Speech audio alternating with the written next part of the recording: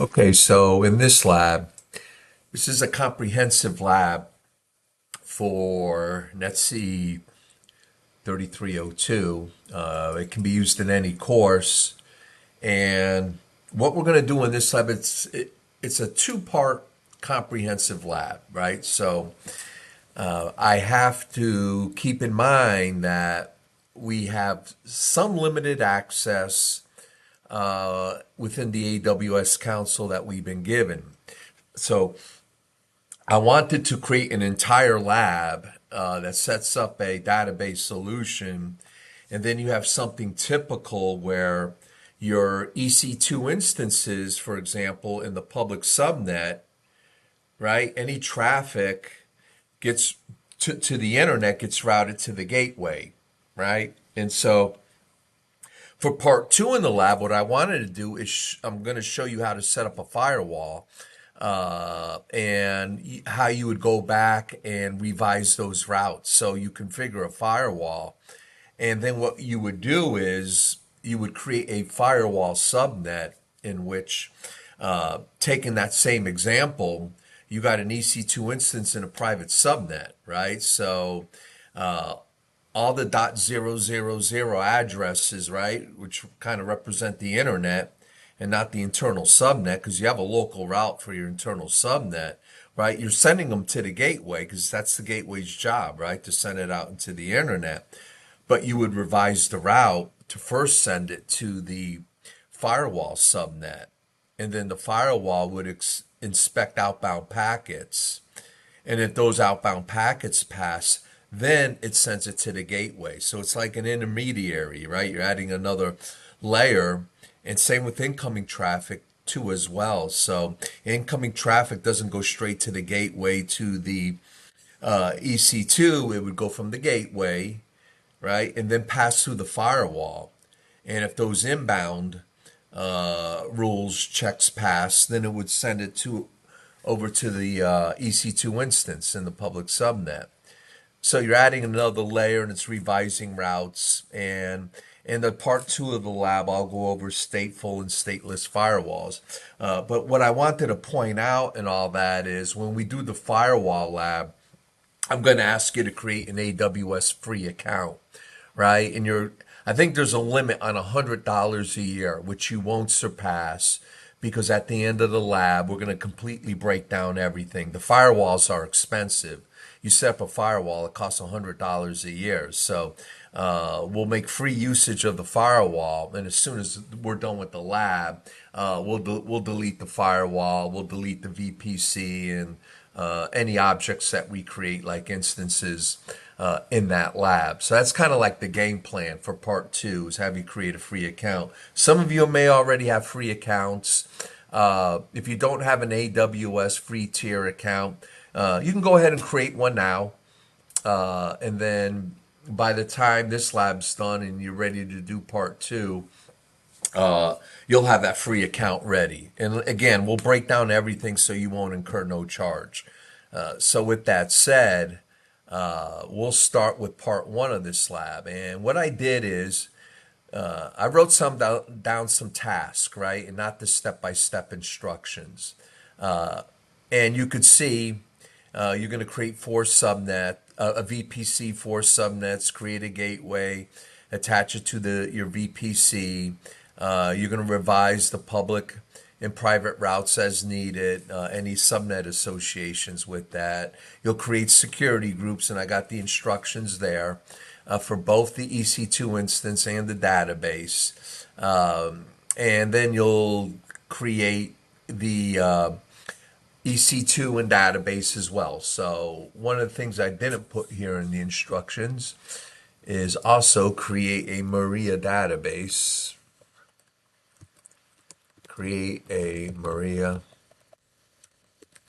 DB in each of the private subnets.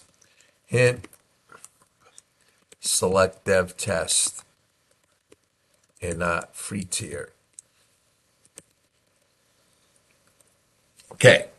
Now, if you're struggling with that, you could just follow along with the video, Okay, so as something fun, I would encourage you to try to do as much as you can, right? We're given these limited instructions, and when it comes to your subnets, you got some flexibility on how you want to subnet it. You just have to remember what your subnets are versus the subnets I create. So just keep that in mind. So let's just get ahead and get started, okay? And we'll go ahead and we'll do this step by step, and you're free to do this on your own. When you have done all that and you got your EC2 installed, and here's the script to paste in there, uh, you can join the video where we log into the EC2 and we install the client software, and you can follow along there.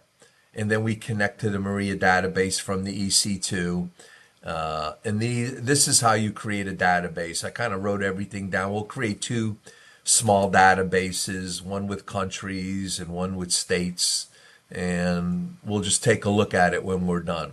Okay, so let's just go ahead and get started. Again, this is part one, and part two will be the firewalls using your AWS free account. All right, so with that said, I'm gonna go ahead and get started. I already got my green light. Gonna click on AWS. Okay, and the first step I want to do is I want to create a virtual private cloud. Okay, so we're going to create a VPC, and we're going to really simplify this and do it on our own. Notice they give you a default VPC. So if you click on VPCs, right, and under actions, you can delete that VPC. Okay, and it's also going to delete the subnets and the gateway that's attached to that VPC. And so we want to type the command delete default VPC. We're going to create our own and kind of do everything from scratch. Okay, so we have no VPCs in there, right? So if you hit refresh, right, there's no VPCs in the region. And we'll do it step by step. Okay, we'll click on create VPC, and we will give it a name. We will call it, type in your first name, dash, lab, dash, VPC. And now we can use an IPv4 seeder block. And again, any private IP address is fine. And if you went through to Cisco, for a Class A private IP, anything beginning with 10 is private. For Class B addresses, anything from 172.16 to 172.31 is private. And for Class C, anything beginning with 192.168. I like using the 10s. So if you type 10, .1.0.0/16. Okay, the network address for my entire VPC, right, is 10.1, right, followed by 0.0. The 16 represents again that the router, for example, only pays attention to the first two octets to determine the network address. Okay, in this example, doesn't care about the last two octets because of the /16. Okay, and so we'll leave that like that. And again, for Tennessee, you don't want dedicated, right? Because that's when you start actually reserving your own pieces of hardware in the AWS data center, right? And I gave an example of Tennessee of default is, you're living in an apartment and you're sharing the same building with other tenants, right? And you're leasing a room, right, that you pay every month, right? Versus dedicated would be like owning a home. The entire building belongs to you, okay? So obviously, right, if you had to buy an apartment building, the whole building costs a lot of money versus just paying a rent every month for a single room. Kind of best example I can give to that, but you want to leave the Tennessee as default. Okay, it's given the tag John VPC, John Lab VPC, so we'll just create it. Okay, And the VPC automatically becomes available. So if you click on your VPCs, okay, and if you hit refresh, okay, you got your VPC. It creates route tables for you. What we need to do is go to subnets. Now we need to create subnets for our VPC. Okay, now I said create, and we've done this in the past, right? If you look at the instructions, you're going to create 4 subnets, 2 public subnets and 2 private subnets and separate availability zones. So what that means is 1AZ equals 1 public and 1 private subnet, right? And then you would just replicate that over to the second availability zone. Okay, so notice these subnets here, right? And you can see the 172.31s. Okay, they should be deleted. They show up here, but you should just need to hit refresh and they're gone. Because when we deleted the VPC, it deleted the subnets, okay? So now we get to create our subnets from scratch, right? So again, right, we're in the North Virginia region. Okay, we're going to create a subnet. And for VPC ID, we're going to place it in the John Lab VPC, right? And we're going to give it a name, and we will call it, nothing fancy, public dash subnet dash 1. In the availability zone, we want our subnets to be in the same region as our VPC, obviously. So we'll select US East 1A for the first public subnet. And this is the seeder block for the VPC that we gave. You don't change that, but what you do change is the IPv4 subnet seeder block. So for the subnet, right, 10.1 represents the VPC. So in the third octet, you put a 1 in there, right? And then followed by a 0/24. The first 3 octets represent the network portion of that public 1 subnet, okay? And so from there, we'll just click Create Subnet, okay? And then we'll create a second subnet.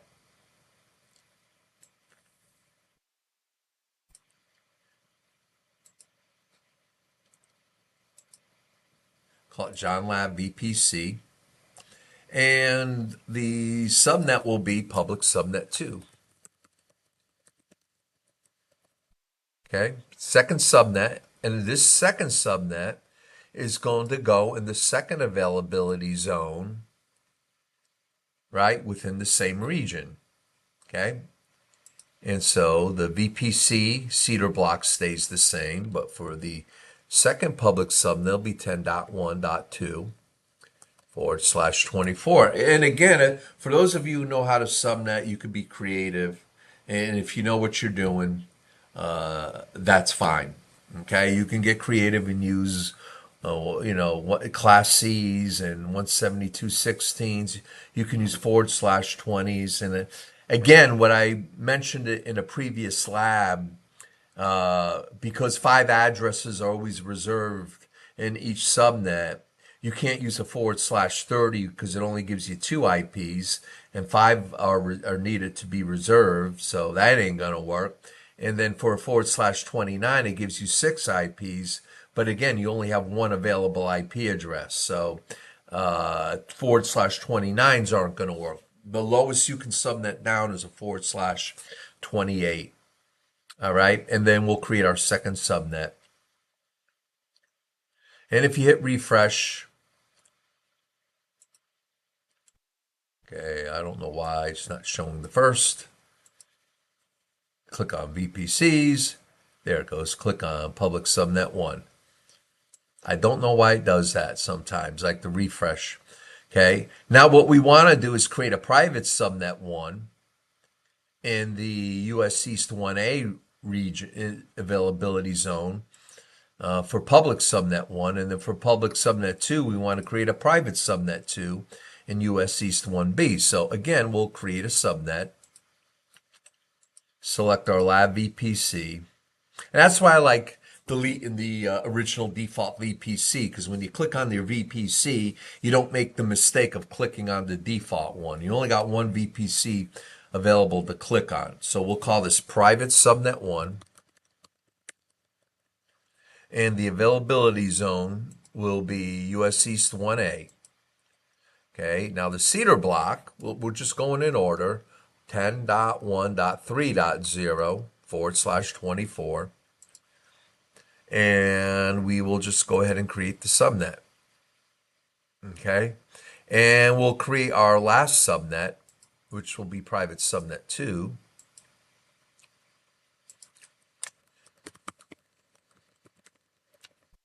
And the availability zone will be US East 1B. Okay, and then you'll just click create subnet.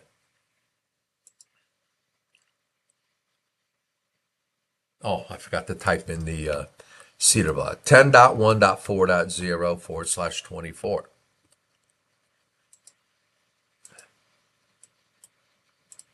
Okay, so click on VPCs, click back on subnets, you get all of them there, okay? See if I can revise this and put a capital P in there. So you can click on, you can edit the names, right? Just want to show you that. That's what that pencil's there for, to edit the names of your subnets or routes, okay? So you got your subnets created. Now let's look at the route tables, okay? So what we want to do is take a look. Okay, this is the route table for the default VPC. It should have gone away. So I hit refresh and it went away. There should only be one route table, and that's for the John Lab VPC. You can see it right here. If you click on it, okay, basically what it says is anything in our VPC should be able to communicate with one another. So even if you're in a different availability zone, so if the destination is begins with 10.1, right, and our private and public subnets begin with 10.1, okay, it's just a local route, right? It's already set up to connect with each other. Okay, they can just connect locally. Now, you want to make sure your subnets are in there. So if you click subnets association, okay, we got to associate our subnets that we created to this route, right? In order for that internal communication to occur. So we'll just select all the subnets because they all begin with 10.1 and they're all part of our VPC, and we'll just click Save Associations.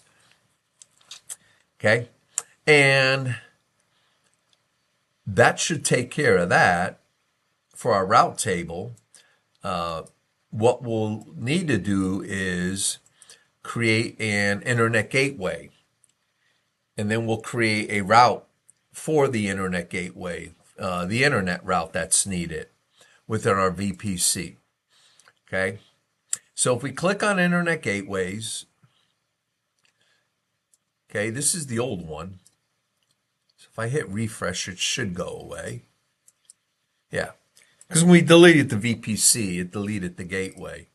All right, so what we want to do is create an internet gateway, and we're going to give it a name. I'm going to type John. You type your first name, IGW, short for Internet Gateway.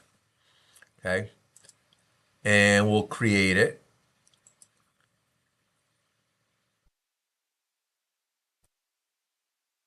Okay, now what we need to do, it's detached, right? So this internet gateway is not associated with any VPC. So what we need to do is under the actions menu is click attach to VPC, and we want to select our VPC and click attach internet gateway. Okay, great. So we have that attached. Now what we need to do is go back to our route table and add that route. Okay, so if we click on route tables, okay, and we are going to click the route table. Let me give this a name.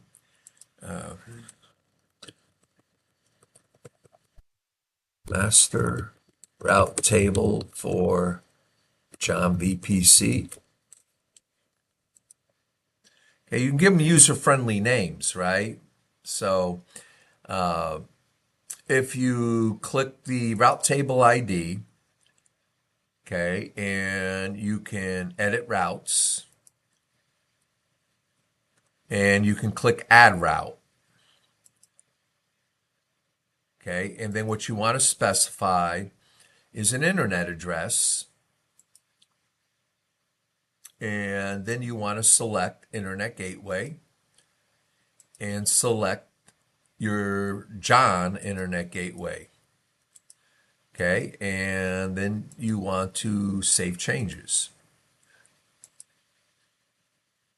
Okay, so any traffic destined for the internet is destined to be set to goes to the gateway. Okay, click on it. Again, you can verify the gateway ID, verify that it's attached. Okay. Okay, so that sets up your route table. And if you go to your VPC link and click on the VPC ID, under the resource map, you could see how the routing is going to work. Now, so for,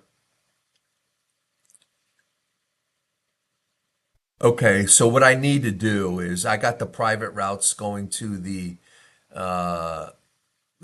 master route table, and they will be going through a gateway, but actually they wouldn't be because they have private IP addresses. So with that, you could see how the mapping works. The public subnets would be the only one that would be going through the gateway, because with public addresses, they could go through, have internet access.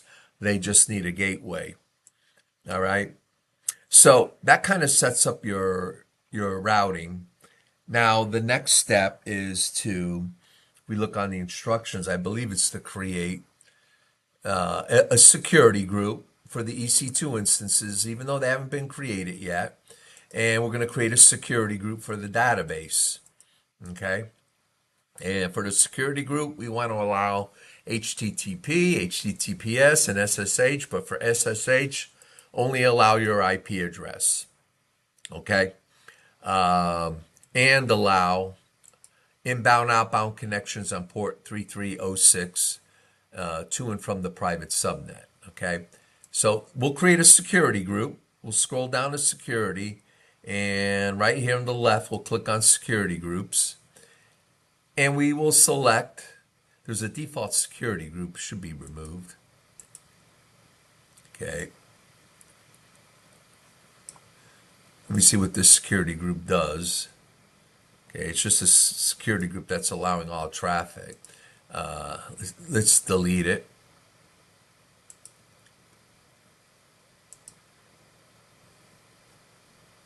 Okay, they won't let you delete the default security group. That's right. So we'll just go create security group, and we'll call it EC2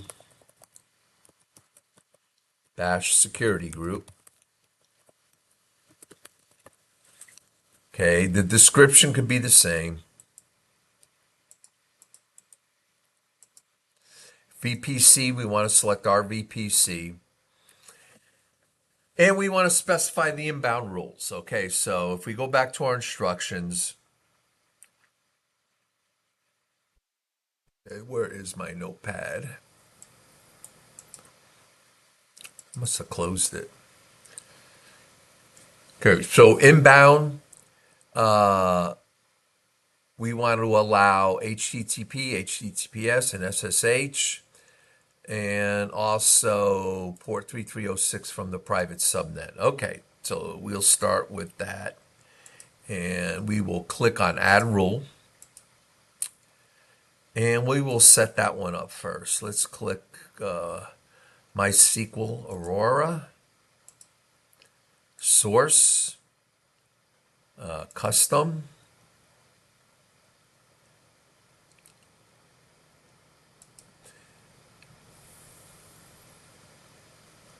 And let's just select our private subnet. This is inbound.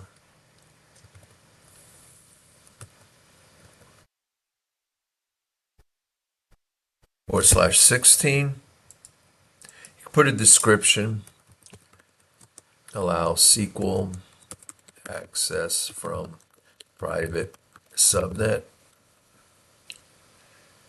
And you want to add a rule. And we want to allow SSH, but we only want to allow it from my IP. Okay. Click add rule. And we'll select HTTP. This will be from anywhere.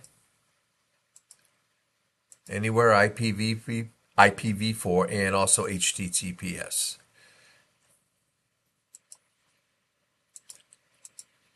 Okay.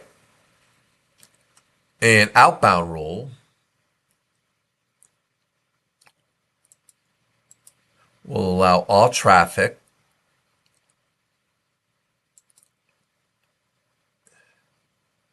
will go anywhere. So we'll allow all traffic, and then we'll say select create security group. Okay. So that creates the EC2 security group, and let's create another security group. We'll call it database or DB dash security group.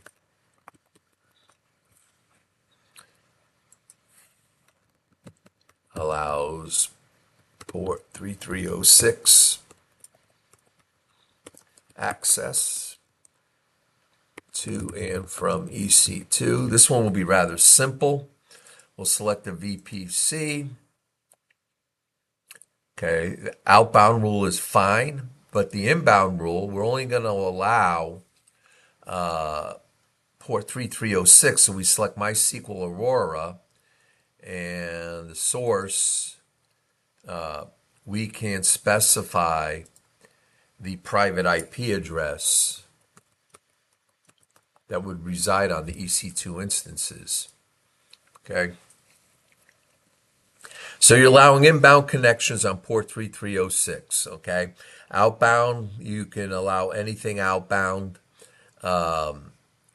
And from there, we will just select create security group. Okay. So that creates the security groups.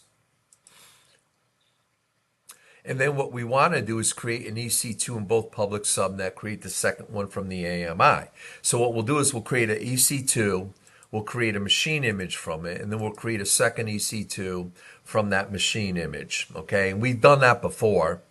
All right, and there's a script here that we'll use when we create the first EC2. So we'll go to, we'll type search, we'll type EC2, and we should have no instances running. Okay, and we'll click on that.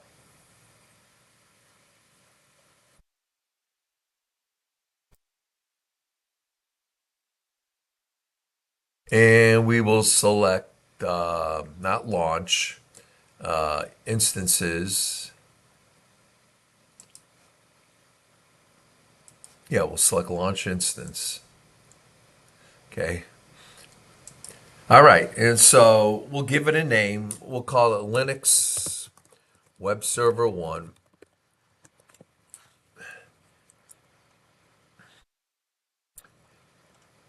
And we want to select Amazon Linux.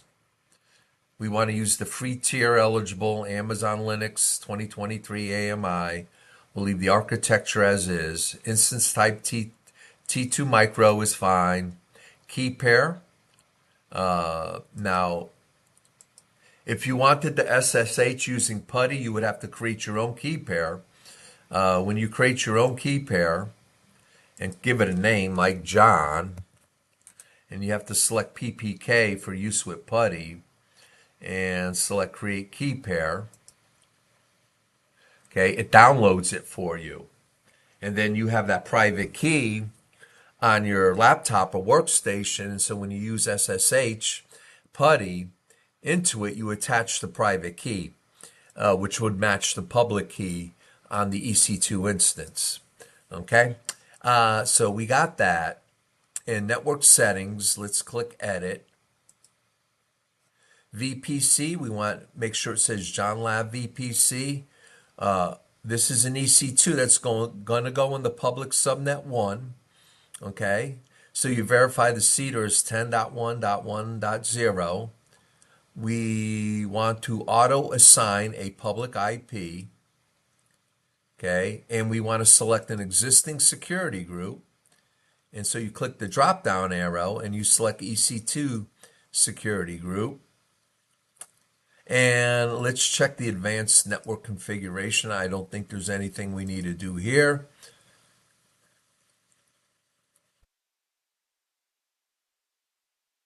If you terminate an instance, you can delete it, but you can delete it manually as well. Some of that stuff really isn't important.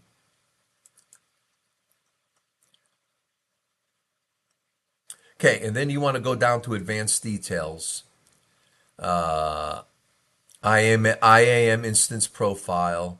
So you could select lab instance profile. Okay, and then you can scroll down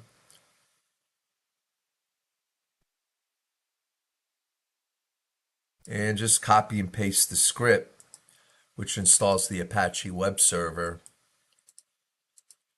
and creates a Hello World website for you. Now you can edit this manually. I mean, I can go and show you how this can be manually edited if you want to edit that website. So we'll copy this and we'll do a Control V. And from there, we'll go launch instance. And you get a success, okay? And we go back to EC2.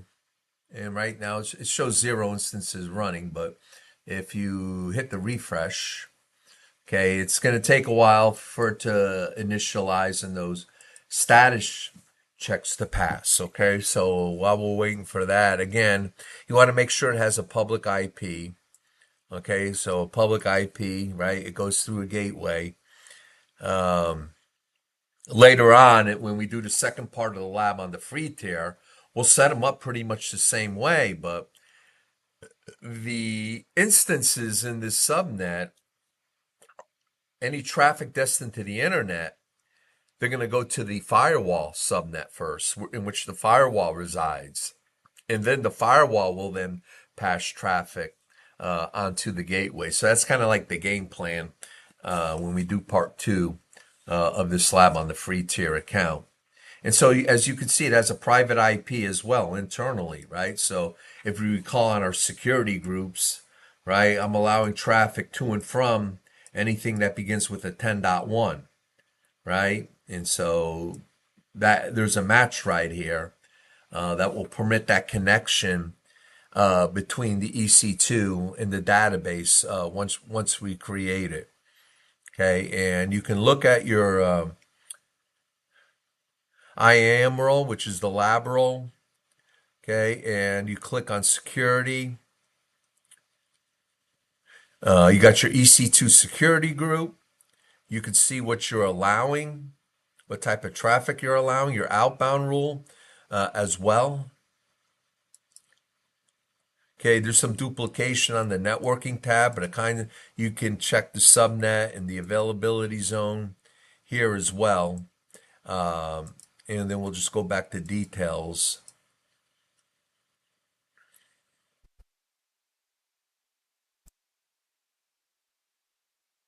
And we will wait for those status checks. Oh, the status checks pass. Okay, so we're good on that. Okay, so what we want to do is create a machine image from this Linux server. So if we click on AMIs and we'll go to actions, we will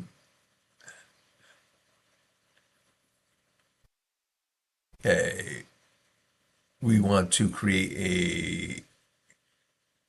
on EC2 image builder.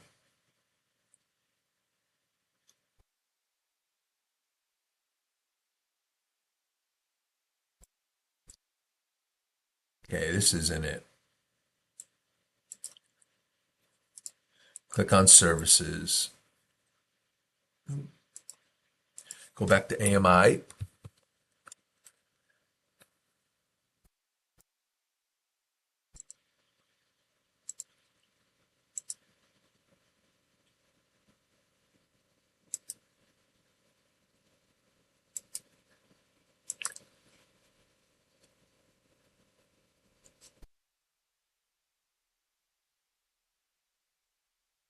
Oh, I know.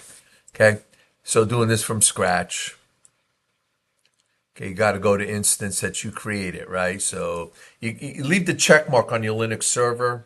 You go to Actions menu and you go to Image and Templates, and you want to create an image. Okay, and so you'll go create image, and the image name will be Linux web servers, image for Linux web server.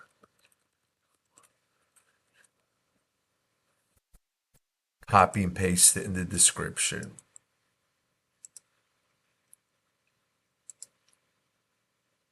Okay, the volume is fine. Uh, you can tag the image and set snapshots together and just go create image.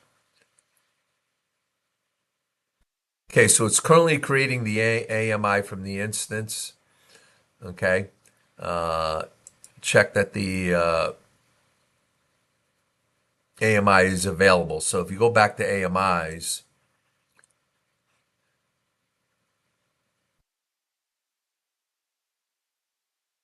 you will hit refresh. And the status is pending. Okay, so you can verify the platform, Linux platform. So let's go back to our instructions, right? So we've done kind of like we created our security groups. We just need for the AMI to complete because when we create the second EC2, we'll just create it from that existing image, which should already include the script as well.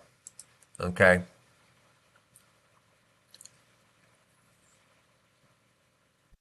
Now, while we're waiting for that, kind of show you like how you could putty into the like directly from your laptop or workstation that you're at now. So if I type download putty.exe and it's a free SSH client, and I should just select download putty.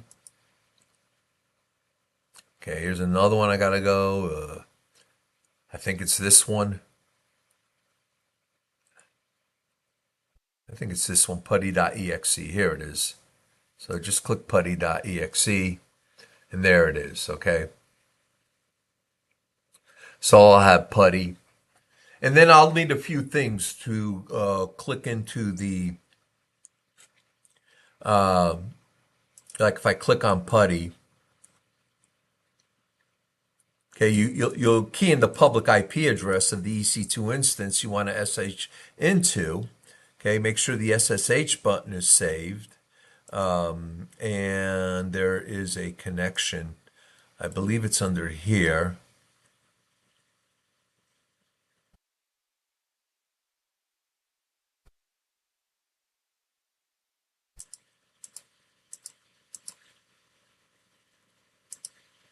Oh, it's here.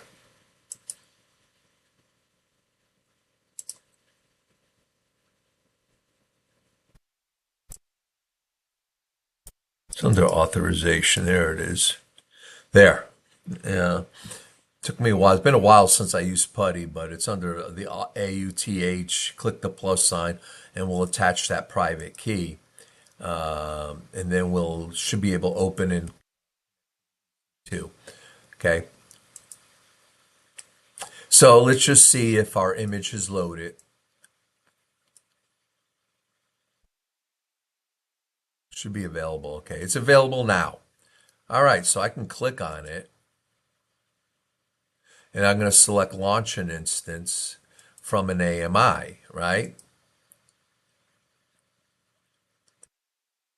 Now, it asks me the number of instances. I can launch more than one if I want to, but I'll just type Linux web server 2. Okay, but I do need to specify, for example, I'll select the same key, John, that I created in network settings. Make sure it goes in our lab VPC, but I want to put it in public subnet 2. Okay, so you want to change that and you want to enable auto assign public IP. You want to select the existing security group, which is the EC2 security group. Nothing you need to do in the advanced configuration.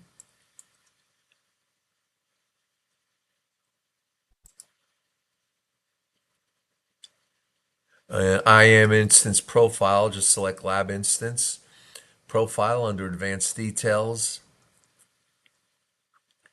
And you shouldn't have to put that script in there again because we had an image of it. And then you'll select launch instance.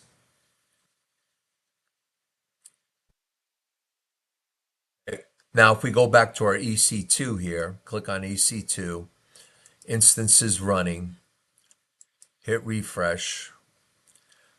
Okay, one of them is in the process of initializing.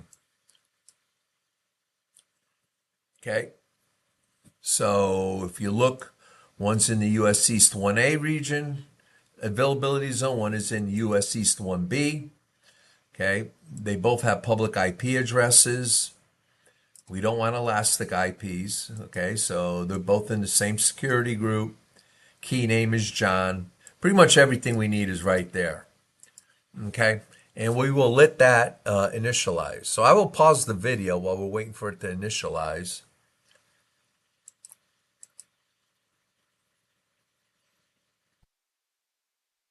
Where is the video? Here it is.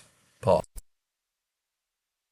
Okay, so the status checks are passed. And if we go to our instructions, our next step is to go ahead and create the Maria database, which is open source SQL database in each of the private subnets.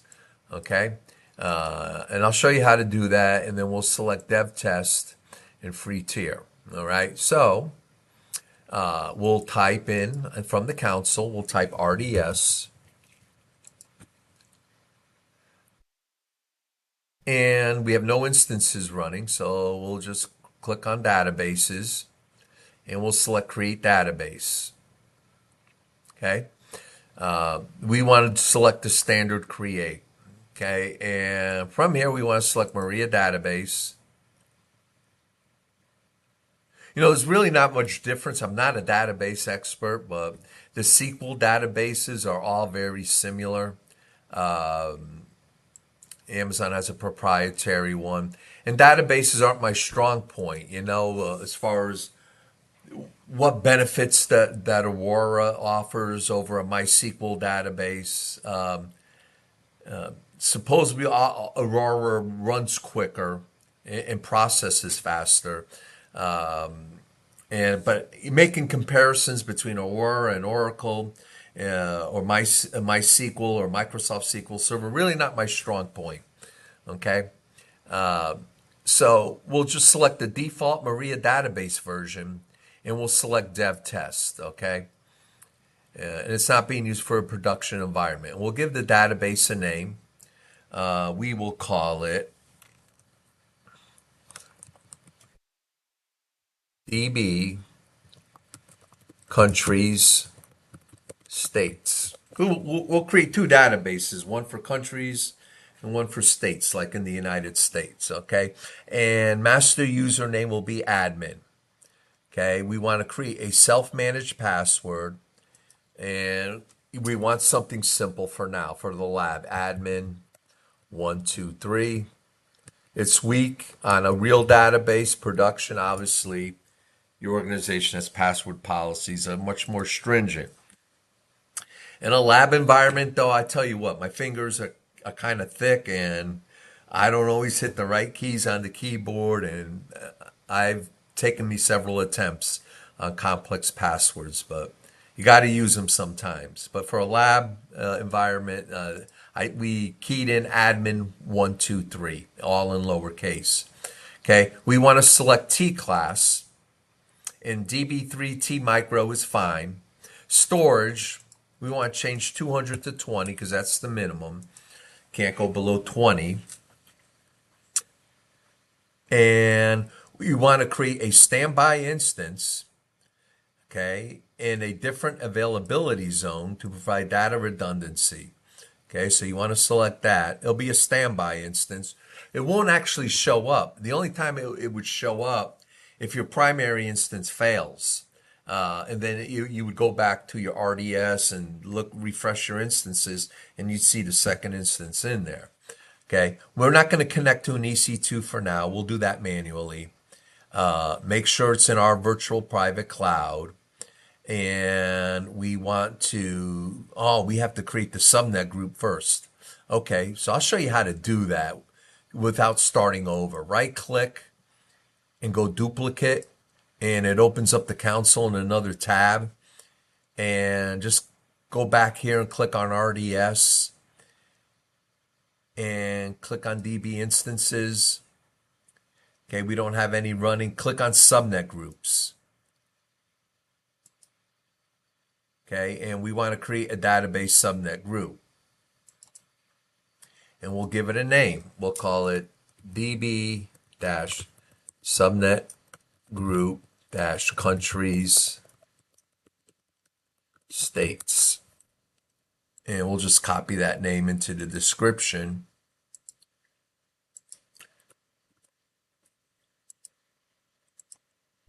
Okay, make sure you select your VPC. And then you want to add your subnets, right? Now, these databases, right, are going into the private subnets, right? One in US East 1A, one in US East 1B. And then you got to choose your subnets, right? So you got to remember which ones are your private subnets. It's 3 in US East 1A and then 4.0 in US East 1B. Okay? So you just verify what you see on the screen here and then go create. Okay, so it's been successfully created. It's complete. Now you can close the tab and go back to your other tab. And you can go down to create a subnet group, and it should be here.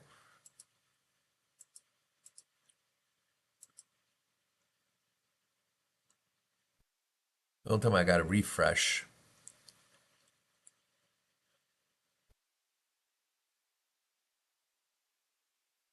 Okay, let me check.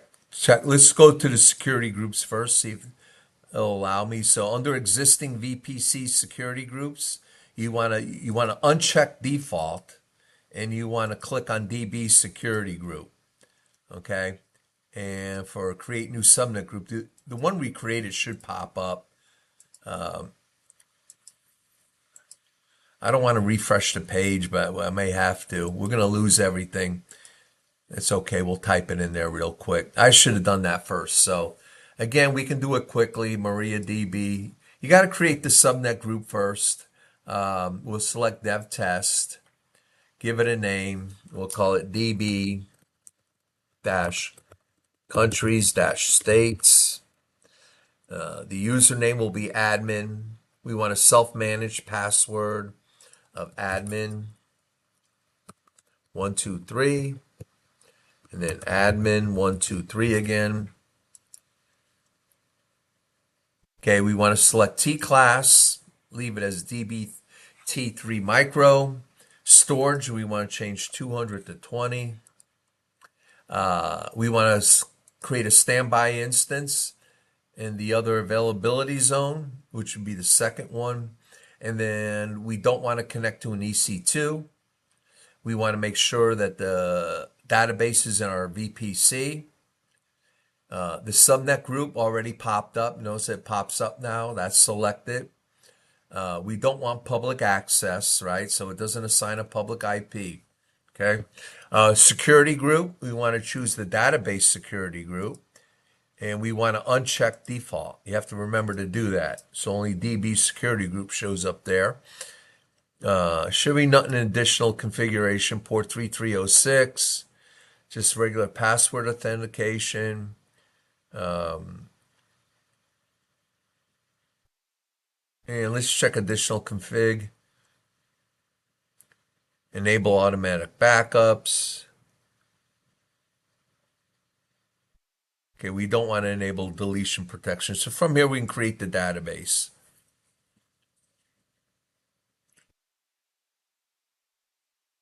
Okay, and we get these little ads or notices, hide add-ons for 30 days.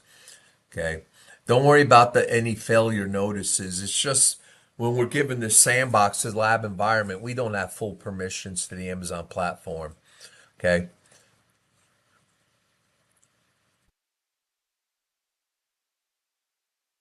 And the database is actually going to take a while to be created. It's going to be created, it's going to be modified, and then it's going to be backed up. So that's probably going to take about 10 minutes. You might want to take a break. I'll pause the video and we'll pick up where we left off once the database is complete. Okay, so I didn't count the time.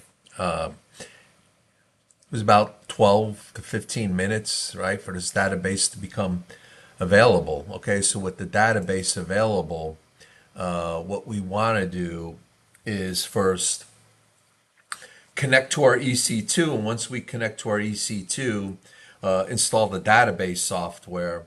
Once we install the database software, the client software, then we connect to the database, and then we can create a database. All right, so let's go ahead and get started. So let's go to our EC2 dashboard and click on instances running. Okay, so you know we have a web server 1 and a web server 2, right? Click on the instance ID for web server 1. Okay, and we're going to connect to it. We're going to connect to it using PuTTY. This way we're connecting to it via our computer. Only our computer's IP address is allowed the connection. Okay, so remember when we set up the security group, we didn't allow any SSH access like we have in the past, right? It's more secure, right? Only our workstation or laptop can SSH into the Linux web server 1, right? Or web server 2 because of the security group.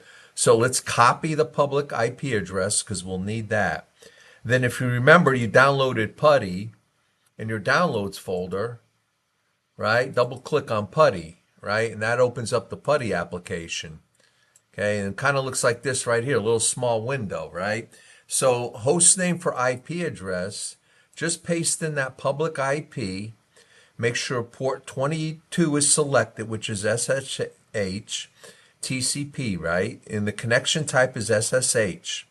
Okay, now go to, remember it took me a while to find it last time, click the plus sign next to SSH, then click the plus sign next to AUTH, then click on credentials.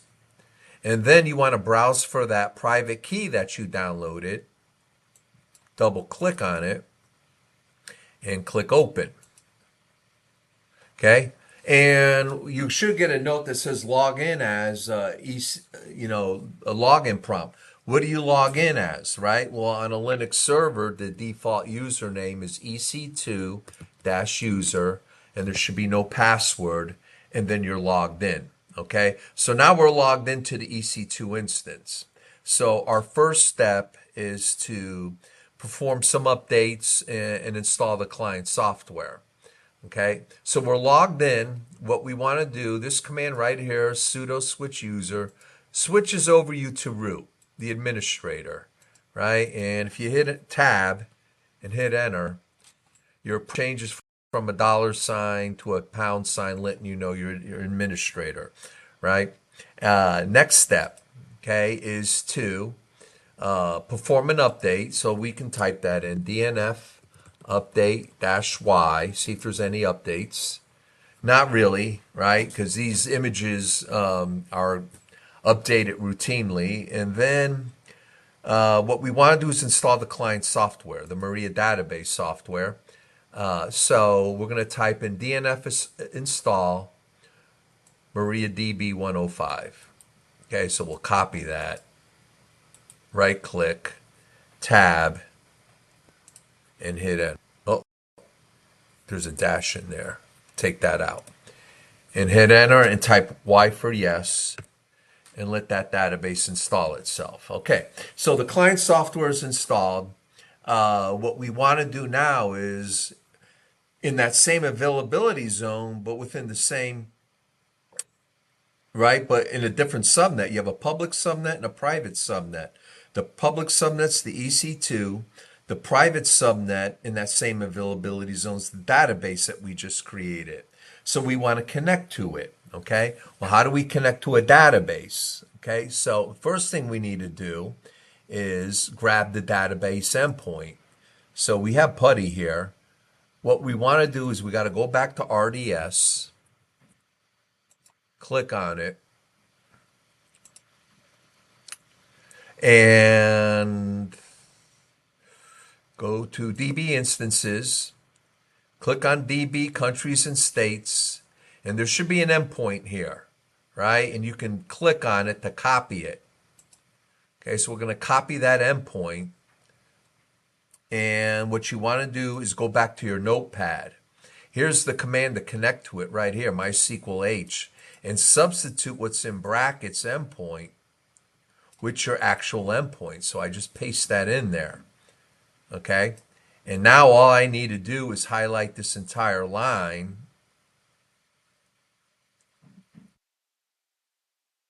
copy, and go back to my PuTTY session. Expand that window,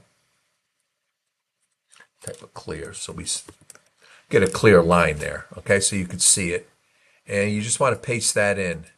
Okay, and tab. Okay, and then just press enter. And the password you recall was admin123, so you type admin123. Okay, and now you're connected to the Maria database that we just created.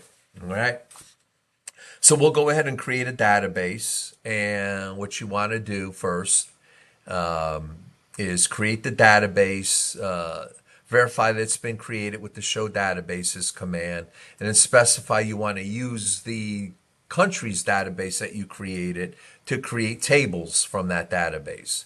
Okay, so you can copy or paste it, right? It's probably easier. And make sure you have that semicolon after the command when you're prompted. So just right click and hit enter. Okay, and then you should type show databases.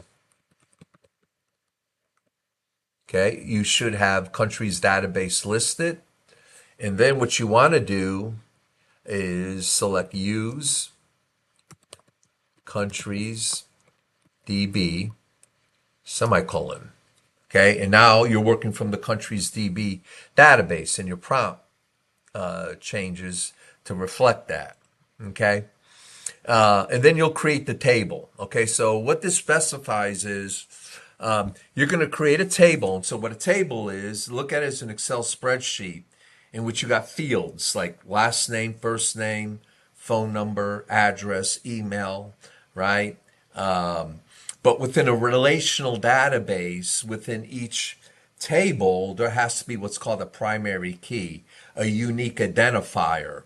And that number has to be unique. And what we've specified when we created the table is if you look at the fifth line where it says primary key, country underscore ID, we're going to start creating IDs for the country that we create. So the first country will be labeled ID 1, the second country will be ID 2, 3, 4, and so forth. So that's what that integer auto increment means. And that way each country ID remains unique. And if it's unique, it can become a primary key. And with a primary key, you can link data or just parts of that data within that table to another table. So, for example, I could link countries with another table that specifies the gross domestic product, the economic output of countries on a yearly basis. Same with personnel tables too, with people, primary key. If I got a personnel table, which is personal information, last name, first name, everything about you, and you have a primary key, which is your banner ID, they don't use social security numbers because of rules, right? So they create another primary key. That's why we have banner IDs, right? It's actually a primary key within a table. And then you can take that banner ID and link it to other tables, whether they be financial aid or a table for courses, et cetera, et cetera. Okay, so we're going to copy this and we're going to create the table. So we go copy, and from here, hit enter. Okay, and you get a query OK, 0 rows affected. Okay, and what that means is that that table was created. There's nothing in there yet, but look at it as a blank Excel spreadsheet in which, the first column says country ID, right, which is the primary key. The second column says country, and then the third column is the capital city of that country, right? So there's 3 fields within that table. Okay. Now the next step is to verify that you have your table. So we type show tables. Okay, and you see we got a table called countries. Okay, and then you want to insert data into your table. So we're going to make 4 entries. And if you can experiment, you can add on to this if you wish. And you just follow the same syntax, right? The country goes in single quotes, and then the capital city goes in single quotes. And the country and the capital city are separated by commas, right? It's pretty simple syntax. So you can take that and paste that all in and hit enter, okay? And then from here, if you want to view your database, you just select asterisk from countries. So select all data from countries. So just type select asterisk from countries. Oop, probably forgot the pound symbol after it. Yep. Okay. I have to do a control Z. That logged me out, actually. Okay. No problem. Control Z logged me out. I hit enter. I just reconnect to the database. Password is admin123. Okay, I'm already connected, so if I do show databases, right, countries is in there. If I go use countries, DB, okay, the database has changed. If I go show tables, okay, that country's changed. That table's in there. Now if I type select all from countries, semicolon, okay, then you get the output of your database, okay, and you can add the other database in there as you wish. All right. So what we want to do is just test the website real quick of the servers. And so what we'll do now that the database is working, you can create the other one. Okay, we're logged out of the EC2. I'll log out again. Okay, and just type exit.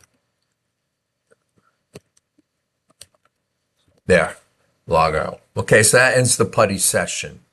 All right, now you can go, like I said, you can repeat that process and add the second database onto that Maria database if you wish. Okay, now what we want to do is just test the websites, right? Because we did supply a script. So what we want to do is go back to our EC2s, EC2 dashboard, and so we'll type EC2.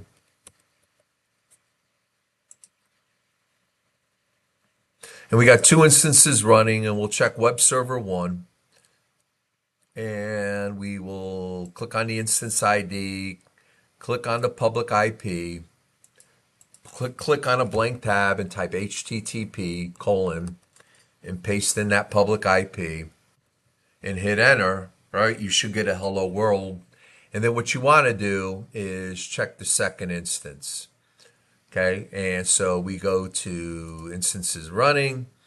This time we'll click on web server 2, click on the instance ID, click on the public IP address, and paste that in.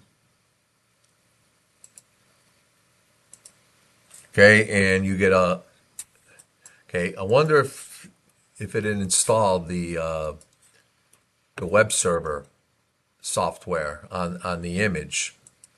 Okay, for some we're getting this site can't be reached. So what we would have to do is go to that second web server and we would have to manually do these commands. Okay,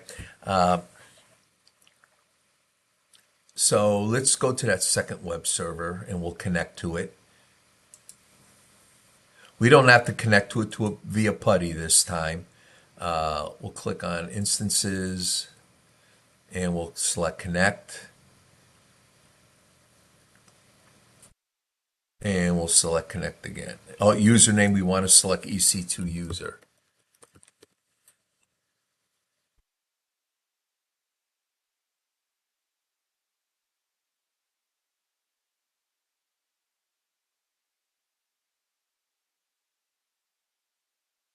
Okay, we may have to connect to it via PuTTY. All right, so we go ahead and we'll click on that public IP. We'll just repeat the same process. We'll open up a PuTTY session.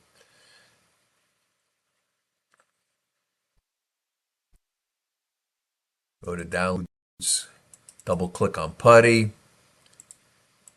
type the IP, and go to SSH, go to authentication, click on credentials, and double click on your private key. Click open and select accept. And we'll type EC2-user. Okay, now we're logged into that second one, and so you could type sudo su, and you can type DNF update -y, and let's take that script, and let's see if we can install HTTP DNF install.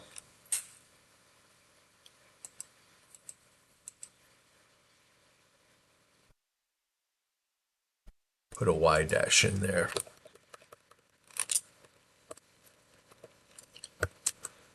Install HTTPD. Okay, it says it's already installed. All right, we may have to just to restart the server. Okay, so we'll just double check it. We'll copy. We'll enable the service. We'll maybe have to do a server restart. And hit tab. It's already running. Okay. Let me type a. Okay, no, we'll restart the HTTP service. We'll copy it. I'm going to type restart.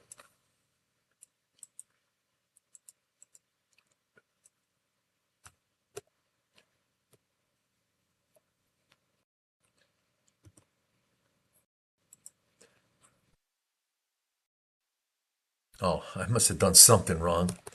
Okay, try that again. System, copy.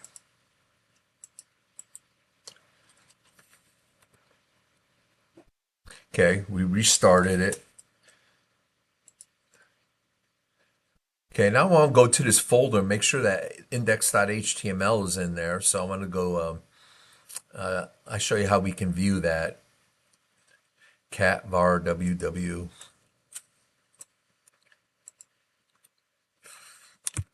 cat. Make sure that's the right folder name. Yep, /index.html. No such file or directory. Okay, cat. Let's go cd. Change directory var www.http cd /var/www. Okay, there's a folder in there called HTML. There it is. Okay. Must have typed the syntax in there wrong. So if we want to view the file from here, cat index.html. Okay, that's fine. You want to edit it and add a hello world 1 so you see the difference. Type vi index.html, hit enter. Okay, hit I for insert mode and position your cursor right on the bracket, hit the number 1. Okay, that adds the 1 after it. Hit the escape key on your keyboard, right? Hold the shift key down, make a colon, and type WQ, exclamation point means to write, quit, exit. Okay, and that saves it, and then you can restart your HTML server. There it is. Okay, so we restarted it, and the only thing to do is go back there and check again, right? So if we go back to the browser, and if I hit refresh,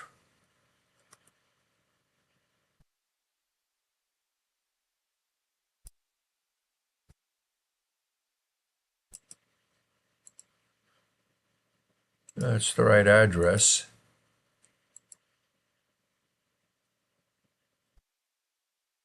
Type 8.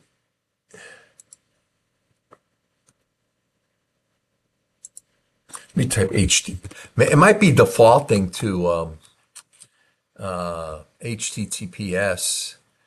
Okay, so let's just paste and then hit enter. There it goes.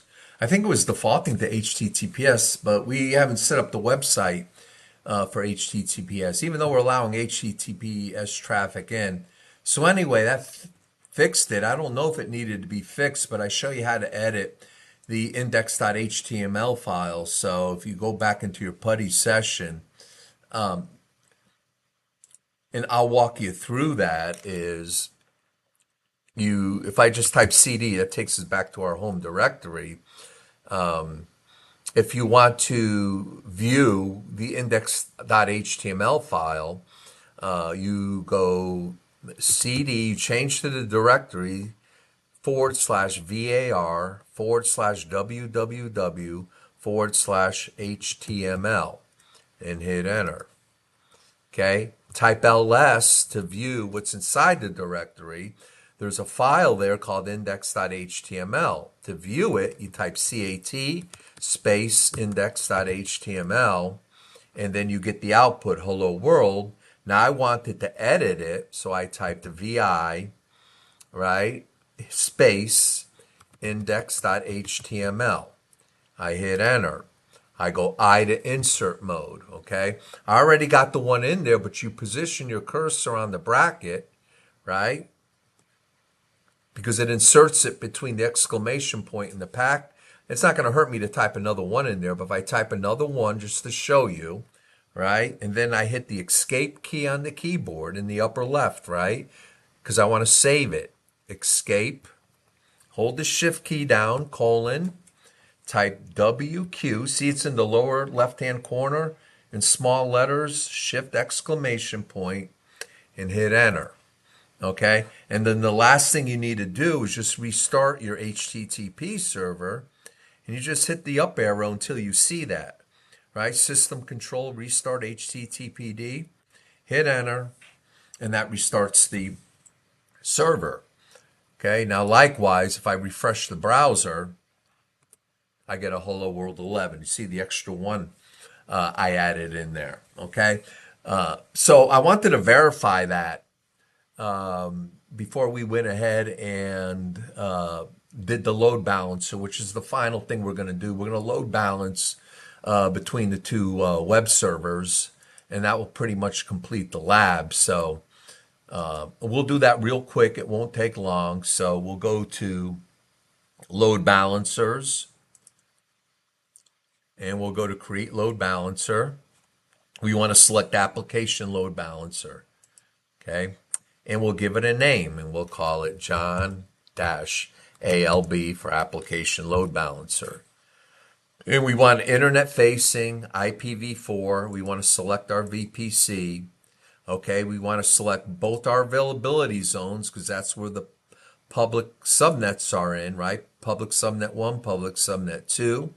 The security group, we want to take off the default, and we want to add the EC2 security group. Okay, so that shows up in there.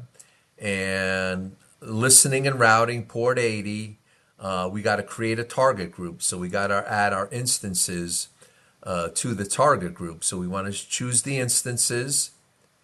We'll give it a name. We'll call it John-target group. Okay, we'll choose port 80. Address type will be IPv4. Make sure the VPC set to your VPC. HTTP1 is fine. Health checks we'll leave as well. And then we'll click next. We'll select both our instances. Okay. And scroll down. Okay. And then we'll say click create target group.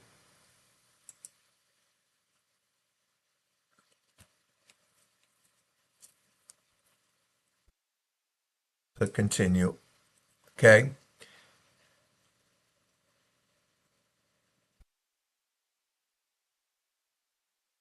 And let's click register targets. Filter targets.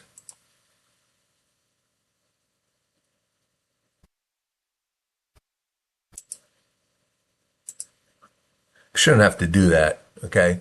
Let's go back to our create load balancer, and let's select the target group. Okay, let me refresh that. There it is, John target group. Okay, and then we'll leave the tags optional. We won't use an application firewall. And then we'll select create load balancer. Okay, and if you want to check the status of your load balancer, it's provisioning, and we'll wait till that completes.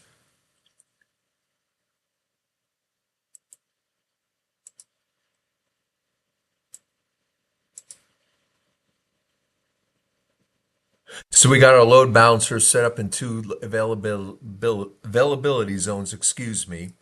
If I click on it, okay, the status is provisioning. The two availability zones are selected. Okay.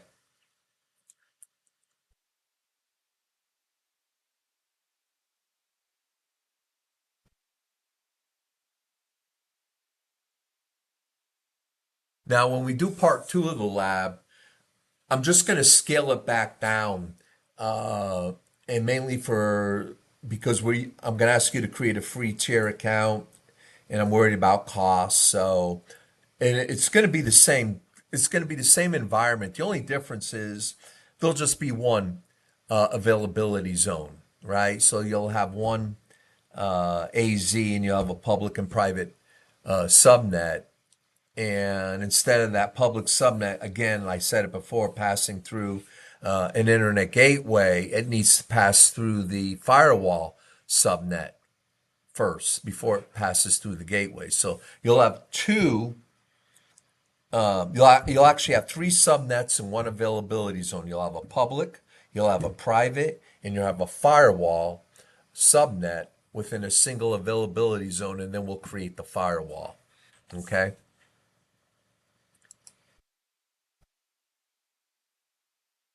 Okay, so all you need to do is submit screenshots. When I tell you you need to submit your screenshots, again, those were in the lab instructions. And if you need any assistance, let me know. The video you followed should assist you just fine. Thank you.